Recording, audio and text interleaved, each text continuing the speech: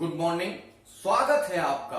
आज हम कक्षा 12 राजनीति विज्ञान के द्वितीय अध्याय यानी कि दो ध्रुवीयता का अंत प्रारंभ करने जा रहे हैं। हम ये सारा सिलेबस कंप्लीट करने के पश्चात आपको पुनः रिवीजन पे आएंगे और रिवीजन के समय ही क्वेश्चन आंसर भी लिखवा देंगे।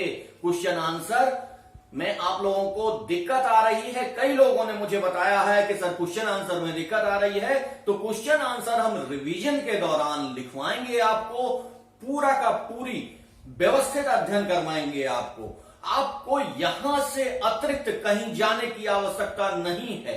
यदि आपने पूरा का पूरा हमारा सेशन किया तो 90% से अधिक अंक आपको प्राप्त होंगे। आप निश्चिंत होकर पूरी तरीके से हमारे साथ रहिए।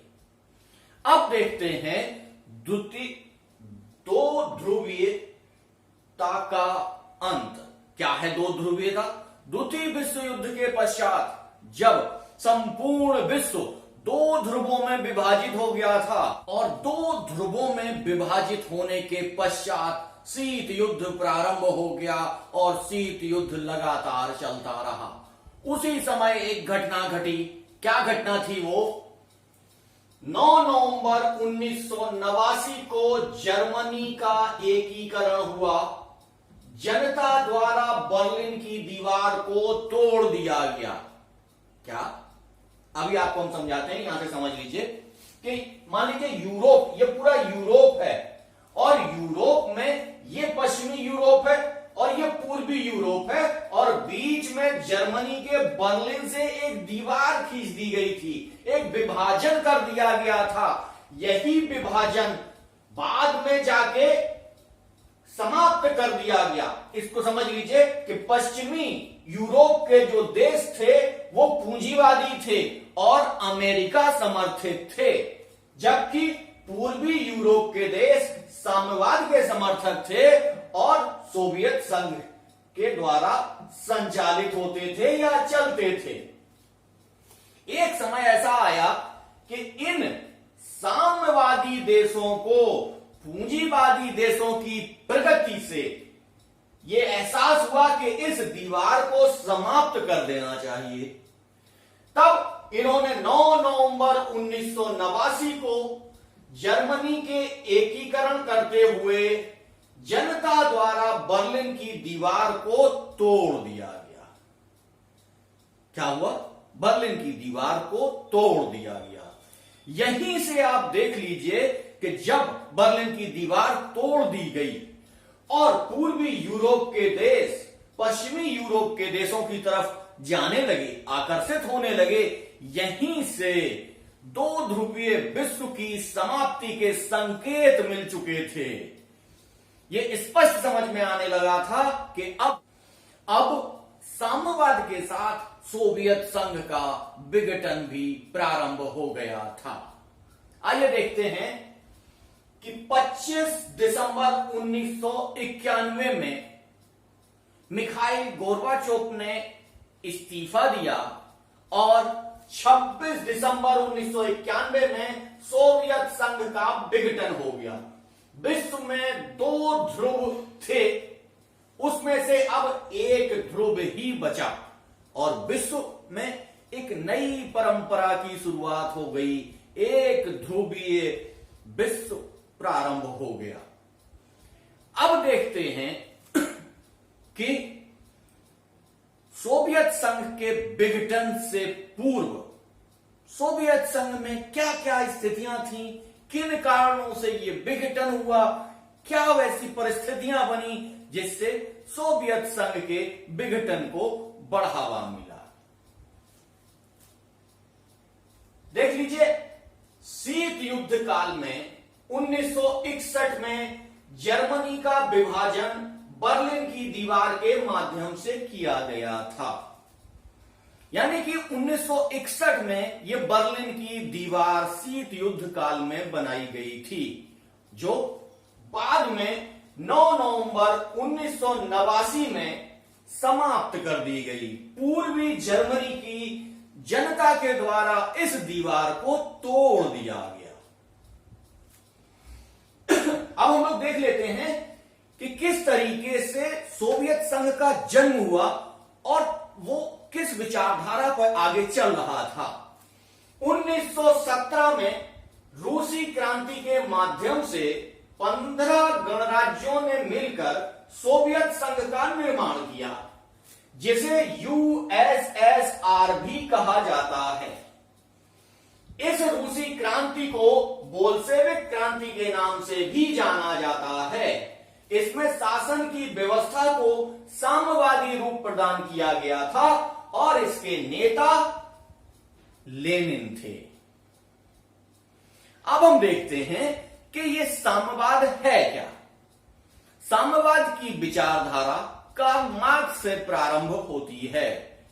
कार्ल मार्क्स से प्रारंभ होकर यह लेनिन तक आती है। लेनिन ने इस क्रांति का सूत्रपात किया था। वैसे साम्यवाद होता क्या है? यह समाजवाद और साम्यवाद लगभग एक ही चीजें हैं, लेकिन साम्यवाद में क्रांति के माध्यम से सत्ता का परिवर्तन किया जाता है, इसलिए इसको साम्यवाद कहा जाता है। जबकि समाजवाद में क्रमिक विकास के माध्यम से सत्ता का परिवर्तन किया जाता है, इसलिए उसे समाजवाद कहा जाता है। यूएसएसआर में क्या था? साम्यवाद था। अब यहां हम देख लेते हैं कि साम्यवाद में एक बहुत ही इंपॉर्टेंट उनका एक आदर्श वाक्य है, जो आदर्श वाक्य उनकी पूरी फिलॉसफी को आपको समझा देगा। क्या उनकी फिलॉसफी थी? योग्यता के अनुसार कार्य और आवश्यकता के अनुसार वेतन। क्या? योग्यता के अनुसार कार्य और आवश्यकता के अनुसार वेतन। जब साम्यवाद की स्थिति आ जाएगी, तब प्रत्येक व्यक्ति को उसकी योग्यता के अनुसार कार्य करना होगा और प्रत्येक व्यक्ति को उसकी आवश्यकता के अनुसार वेतन प्राप्त होगा। यही मूल कारण था समाजवाद या साम्यवाद के विघटन का, सोवियत संघ के विघटन का। मैं आगे इसको डिटेल से आपको समझाऊंगा। पहले आप देख लीजिए कि जब एक डॉक्टर काम करता है, एक इंजीनियर काम करता है, एक दिहाड़ी मजदूर काम करता है, एक व्यापारी कार्य करता है, ये सारे व्यक्ति कार्य कर रहे हैं। इन सारे व्यक्तियों के कार्य का निर्धारण हो चुका है, लेकिन जब वेतन मिलेगा तो वो उस व्यक्ति की आवश्यकता के अनुसार, यानी कि अगर रोटी मिल रही है तो डॉक्टर एक रोटी खाएगा, इंजीनियर एक रोटी खाएगा, जबकि जो मजदूर है वो 15 रोटी खाएगा। यानी कि कार्य का जो विशिष्टीकरण है उसके अनुसार वेतन नहीं दिया जाता था। यहीं पर आकर मूल समस्या फंस जाती है। साम्यवाद में कहा जाता है कि प्रत्येक जो चीज है वो सरकार की है, निजी कोई भी चीज नहीं है। जब आप इस दर्शन में आगे भी जाएंगे, बहुत प्रारंभ में प्लेटो ने भी इस तरीके के साम्यवाद की चर्चा की थी। वहां प्लेटो तो संपत्ति के साथ साथ पत्नियों के भी साम्यवाद की बात करते हैं, यानी कि पत्नी भी किसी की व्यक्तिगत नहीं होगी। खैर, यहां उसका कोई विचार नहीं है। यहां हम आगे चलते हैं कि ये जो सोवियत संघ था, इसको दूसरी दुनिया के रूप में परिभाषित किया जाता है। दूसरी दुनिया कौन सी दुनिया? सोवियत संघ और पूर्वी यूरोपीय देश को मिला के दूसरी दुनिया के रूप में संज्ञापित किया जाता है।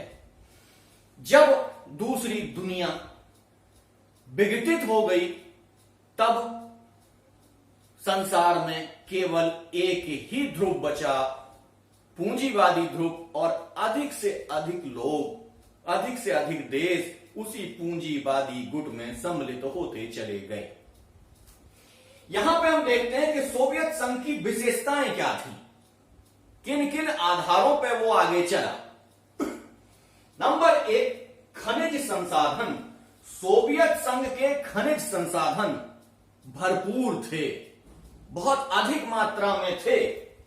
जैसे लोहा, तेल, इस्पात इत्यादि उनके पास भरा पड़ा हुआ था। आज भी भारत की बहुत सारी तेल की आपूर्ति रूस करता है।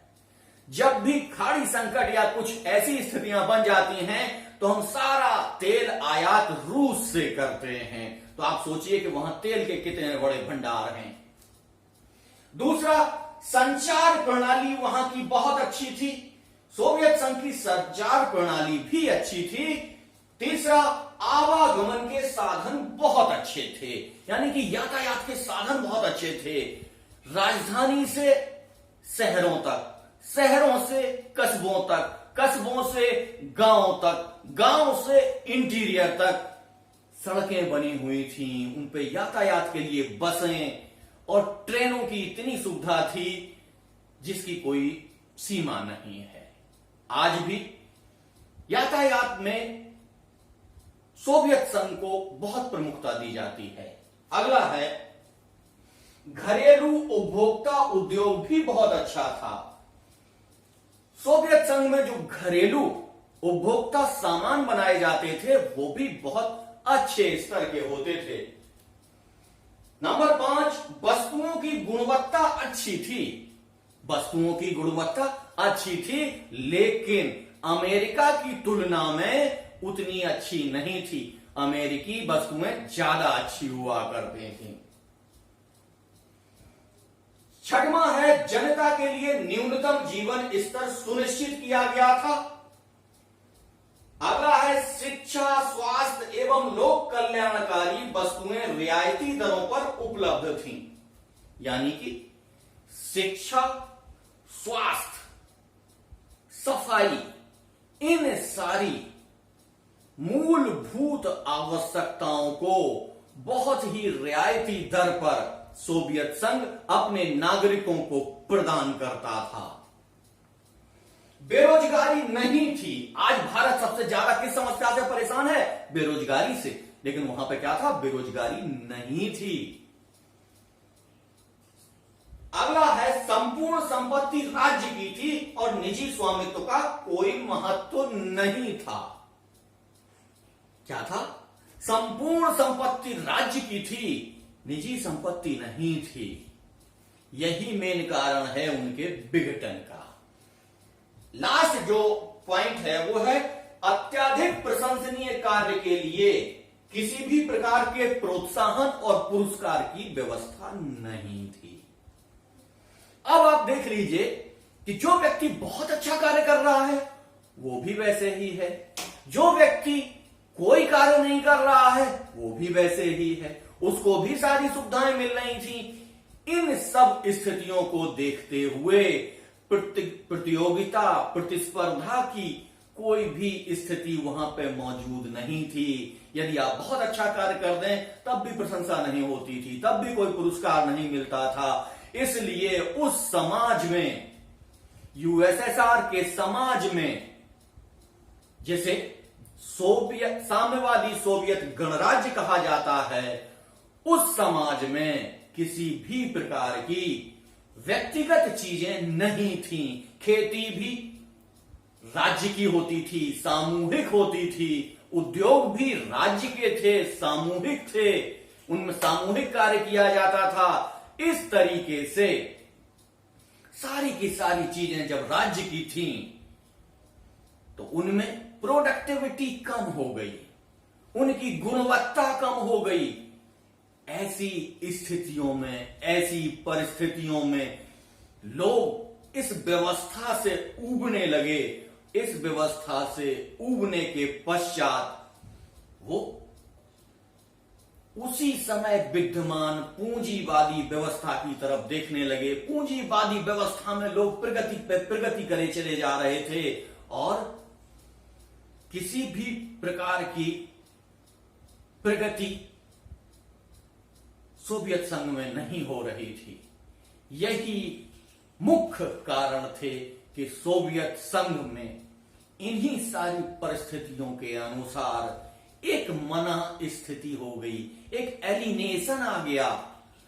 व्यक्ति अपनी मना स्थिति के कारण एकदम स्थिर हो गए। विकास के कार्य रुक गए। ऐसी सारी स्थितियों में एक जगह आकर हम देखते हैं कि सोवियत संघ का विघटन हो जाता है। अब प्रश्न उठता है कि सोवियत संघ का विघटन क्यों हुआ? क्या ऐसे कारण थे जिसमें अचानक ही जनता में एक विद्रोह की भावना पनप उठी और उसने साम्यवादी शासन को उखाड़ फेंका? क्या ऐसे कारण थे जो कुछ ही समय में 1917 में जिसको अपनाया और 1991 में आके जिसको उखाड़ फेंका? इतने कम समय में इतनी अच्छी विचारधारा को से लोगों का मोह कैसे भंग हो गया? इसको हम देखते हैं कि सोवियत संघ के विघटन के क्या क्या कारण थे। नंबर एक दल कम्युनिस्ट पार्टी का सत्तावादी शासन, यानी कि ऐसा दल जो लगातार सत्ता में है, जिसके विरोध करने की किसी को सामर्थ्य नहीं है, विरोधी दल नामक संस्था समाप्त कर दी गई है। ऐसे सत्तावादी शासन में लोकतंत्र तथा अभिव्यक्ति की आजादी का न होना, जहां जब व्यक्ति इतनी बड़ी क्रांति करने के पश्चात एक नए शासन को जन्म देता है, एक काल्पनिक शासन को जन्म देता है, तो वो सारी अच्छी अच्छी चीजों को सोचता है, उसकी नकारात्मक पक्ष को नहीं देख पाता है। लेकिन जब उसके सामने उसका ये नकारात्मक पक्ष आता है कि ऐसी स्वप्न लोप्य स्थिति जिसमें समस्त व्यक्ति अपनी योग्यता के अनुसार कार्य करेंगे और अपने आवश्यकता के अनुसार प्राप्त करेंगे, ऐसी आदर्श स्थिति को प्राप्त करने के पश्चात जब सत्ता, शासन, लोकतंत्र और अभिव्यक्ति की आजादी जैसी चीजों को भी प्रदान नहीं कर पाता है, तब जनता का मोह भंग होने लगता है इस साम्यवादी शासन व्यवस्था से। दूसरा है नौकरशाही का मजबूत होना तथा निरंकुश रूप ले लेना। पहले पॉइंट में ही हमने बताया कि अभिव्यक्ति की आजादी नहीं थी। अभिव्यक्ति की आजादी नहीं थी तो कोई शिकायत सुनने वाला नहीं था। जब शिकायत सुनने वाला नहीं था तो नौकरशाह अपनी स्थिति को मजबूत करते चले गए और लाल फीताशाही को बढ़ाते हुए वो निरंकुश हो गए। इससे जनता त्राहिमाम कर उठी और कहीं ना कहीं साम्यवाद से उसका मोह भंग होने लगा। अगला कारण है हथियारों की होड़ तथा पूर्वी यूरोप के देशों की आर्थिक सहायता से सोवियत संघ का अपना बजट बिगड़ गया।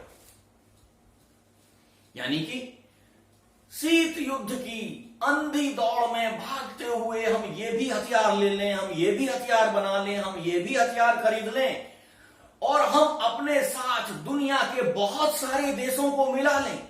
वो हमारे साथ आना चाहते हो या ना आना चाहते हो, यदि वो नहीं भी आना चाहते हैं तब भी हम पैसे के बल पे उनको अपने पास लाने का प्रयास करते हैं। यही हुआ पूर्वी यूरोप के जो 8-10 मूलतः देश थे, उनमें से 8 देशों के प्रति सोवियत संघ का विशेष लगाव था और उनकी सारे की सारी उत्तरदायित्व तो सोवियत संघ ने अपने ऊपर ले लिए, जिससे सोवियत संघ का बजट बुरी तरीके से बिगड़ गया। वो अपने नागरिकों को वो सारी सुविधाएं उपलब्ध नहीं करा पा रहा था जिनके उसने सपने दिखाए थे, जिनकी उसने वादे किए थे। इन सपने और वादों को टूटने के साथ ही नागरिकों का मोह भंग साम्यवाद से होने लगा। अगला कारण है प्रौद्योगिकी और विकास में पूंजीवादी देशों से पिछड़ना। मैंने आपको बताया था कि प्रत्येक व्यक्ति, जो व्यक्ति कार्य करता है उसे भी उतना ही मिलता है, जो व्यक्ति अच्छा कार्य करता है उसे भी वही मिलता है, और जो बहुत अच्छा कार्य करता है उसको भी उतना मिलता है। इस स्थिति में व्यक्ति अपने आप को समाहित नहीं कर पा रहे थे और सोच रहे थे कि यदि वो कार्य नहीं कर रहा है तो मैं भी नहीं करूंगा, अगर फला व्यक्ति कार्य नहीं करेगा तो मैं भी नहीं करूंगा। ऐसी स्थितियों में सोवियत संघ की प्रौद्योगिकी और विकास धीमे धीमे धीमे धीमे पिछड़ने लगा और पूंजीवादी देशों का विकास बहुत तेजी से बढ़ने लगा। जब सोवियत संघ के राज्यों ने पूंजीवादी देशों के बढ़ते हुए प्रभाव, बढ़ती हुई प्रौद्योगिकी को देखा तो उनकी आंखें खुल गईं और उन्होंने कहा कि हम क्यों आदर्श में अपना आज नष्ट कर रहे हैं। ऐसी आदर्श की व्यवस्थाओं से देश नहीं चलने वाला और कहीं ना कहीं उनका मोह भंग होते हुए दिखा। अगला है कि 15 गणराज्यों में रूस को प्रमुखता प्रदान की जाती थी। देख लीजिए, ये सबसे इंपॉर्टेंट कारण है। 15 राज्य थे सोवियत संघ में, लेकिन सोवियत संघ में सबसे ज्यादा प्रमुखता रूस को मिलती थी।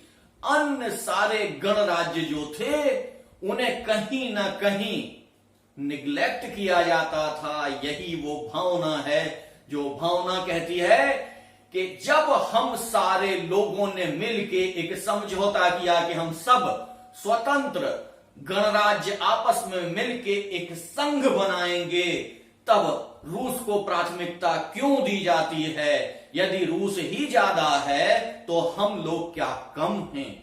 यदि हम कम हैं तब हमको क्यों सहमति के आधार पर लाया गया था।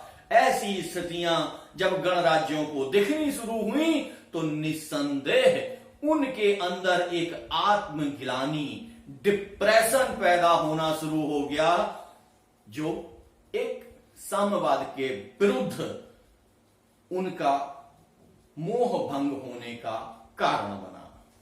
अगला देखते हैं कि राष्ट्रवाद की भावना का बढ़ना और अपनी संप्रभुता को प्राथमिकता देना। क्या है राष्ट्रवाद का बढ़ना? एक गणराज्य जिसकी, राष्ट्रवाद आप समझते हैं, एक भाषा, एक संस्कृति, एक धर्म के आधार पर जो चीजें विकसित हो रही थी उनको कहा गया राष्ट्रवाद। एक भावनात्मक, एक भावना ऐसी तेजी से विकसित होती है जिसको कहते हैं राष्ट्रवाद, जो दिखाई नहीं देता है लेकिन होता है, लोगों के मस्तिष्क में होता है। इस राष्ट्रवाद की भावना जब लोगों के अंदर उत्पन्न हुई और अपने आप को संप्रभुता प्रदान करने के लिए लोगों ने अपने अपने गणराज्यों को प्रमुखता देना शुरू की, तो संघात्मक शासन व्यवस्था रूपी साम्यवादी शासन की जड़ें हिल गईं। पूरी की पूरी वो इमारत हिलनी शुरू कर दी। देखते हैं अगला कारण, उपभोक्ता वस्तुओं में कमी आ जाना। 7वां कारण है उपभोक्ता वस्तुओं में कमी आ जाना।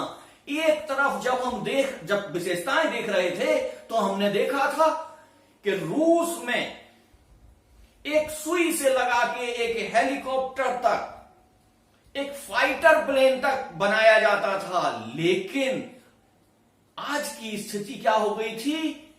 उन वस्तुओं के उत्पादन में कमी आ रही थी, उनकी प्रौद्योगिकी कम हो रही थी, उनकी लागत ज्यादा आ रही थी। इसलिए धीमे धीमे लोगों का मन निश्चित तौर से इस व्यवस्था के प्रति आक्रोशित हो रहा था। अगला कारण देखिए, खाद्यान्न संकट उत्पन्न होना और खाद्यान्न आयात करना। सबसे बेसिक नीड, जब व्यक्ति को खाने को नहीं मिलेगा तब वो क्या करेगा? सोवियत संघ में खाद्यान्न का संकट आ गया। खाद्यान्न का संकट जब आ गया तो सोवियत संघ को बाहर से, अन्य देशों से खाद्यान्न का आयात करना पड़ा। जब खाद्यान्न का आयात करना पड़ा तब लोगों ने कहा कि अब तो हमारी बेसिक नीड भी पूरी नहीं हो रही है, तो हम किस व्यवस्था की तरफ चले थे, कौन सी व्यवस्था लेकर आ रहे थे? ऐसा साम्यवाद जो सबके लिए था।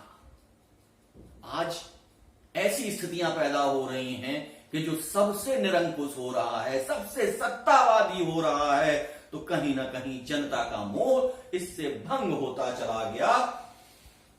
9वां कारण है अफगानिस्तान में हस्तक्षेप महंगा पड़ा।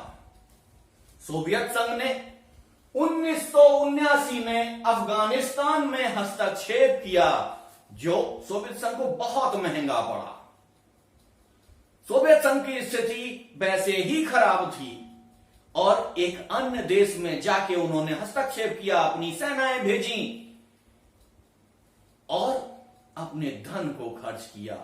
इन सारी स्थितियां जब एक साथ उपस्थित हो गई, बहुत सारी स्थितियां जब एक साथ उपस्थित हो जाती हैं तो एक बड़े परिणाम को जन्म देती हैं।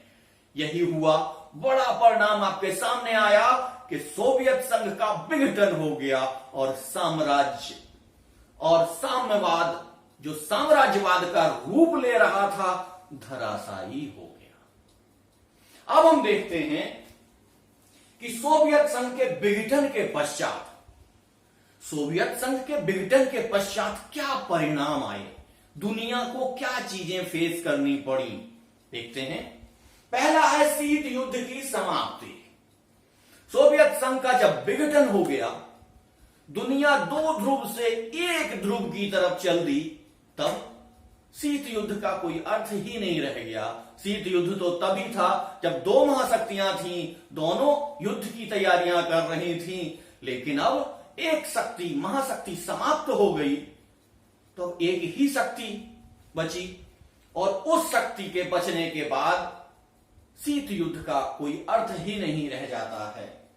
विश्व में अमेरिका का वर्चस्व, अगला परिणाम क्या हुआ? विश्व में अमेरिका का वर्चस्व, हथियारों की होड़ समाप्त होना, यानी कि शीत युद्ध में जो हथियारों की बहुत तेजी से होड़ हो गई थी, प्रत्येक व्यक्ति परमाणु हथियार चाहता था, बड़े बड़े हथियार चाहता था, वो होड़ कहीं ना कहीं अब समाप्त होती सी प्रतीत हो रही थी।